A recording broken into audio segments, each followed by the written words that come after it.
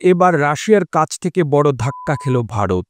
একের পর এক দুঃসংবাদ পাচ্ছে ভারত। কানাডার সঙ্গে কূটনৈতিক উত্তেজনা, যুক্তরাষ্ট্রের কঠোর অভিবাসন নীতির পরে এবার রাশিয়ার কাছ থেকেও বড় ধাক্কা খেল ভারত। চলতি বছর রাশিয়া থেকে তেল আমদানির রেকর্ড পরিমাণ কমেছে দিল্লির, যার ফলে ভারতের অর্থনীতিতে বড় ধরনের সংকট দেখা দিয়েছে।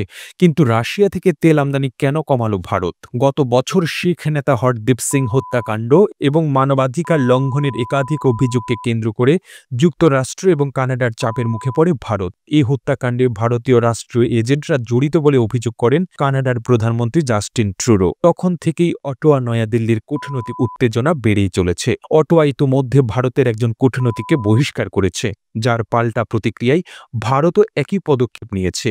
এদিকে যুক্তরাষ্ট্রের কড়া অভিবাসন নীতিও কাল হয়ে দাঁড়িয়েছে ভারতের জন্য। ডোনাল্ড ট্রাম্পের কঠোর নীতি অনুযায়ী যুক্তরাষ্ট্র থেকে বের করে দেওয়া হবে 18,000 ভারতীয় অভিবাসীকে। সাম্প্রতিক বছরগুলোতে যুক্তরাষ্ট্রে অবৈধ প্রবেশের চেষ্টাকালে প্রায় 90,000 ভারতীয়কে আটক করা হয়, যাদের অধিকাংশই পাঞ্জাব, গুজরাট এবং অন্ধ্রপ্রদেশের, যার কারণে সম্প্রতি যুক্তরাষ্ট্রের অসহযোগী দেশের তালিকায় যুক্ত হয়েছে ভারতের নাম। এসব বাদেও প্রতিবেশী দেশগুলোর সাথেও টানাপোড়েন বেড়েছে দিল্লির। এরই মাঝে নতুন করে রাশিয়া থেকে দুঃসংবাদ পেল ভারত। রাশিয়া থেকে ভারতের জ্বালানি তেল আমদানি চলতি বছরের নভেম্বরের রেকর্ড 55% কমে গেছে।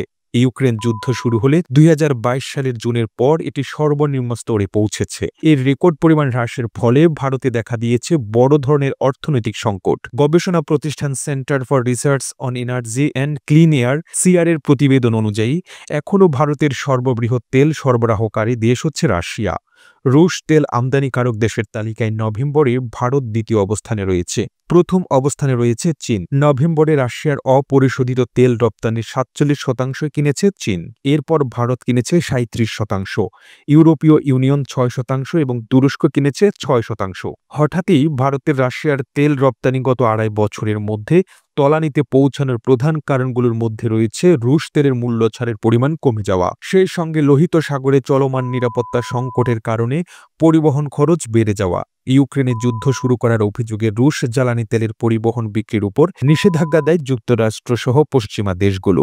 এতে ট্যাঙ্কার বিমার খরচ এবং অন্যান্য শিপিং ব্যয় বেড়ে গেছে। পাশাপাশি ওয়াশিংটনের সাম্প্রতিক নিষেধাজ্ঞা তেল রপ্তানিতে আবারও জটিলতা সৃষ্টি করেছে, যার ফলে রাশিয়া তেল বিক্রিতে বড় ছাড় দিতে বাধ্য হয়। আর সেই সুযোগ লুফে নিয়ে অতি সুলভ মূল্যে রুশ পেট্রোলিয়াম কিনছিল ভারত। প্রতিবেদনটি ভালো লেগে থাকলে আপনার ফেসবুকের টাইমলাইনে এখনই শেয়ার করুন। সে সঙ্গে বিশ্ব বাংলার ফেসবুক পেজটিকে ফলো করুন ও বিশ্ব বাংলার ইউটিউব চ্যানেলটিকে সাবস্ক্রাইব করুন।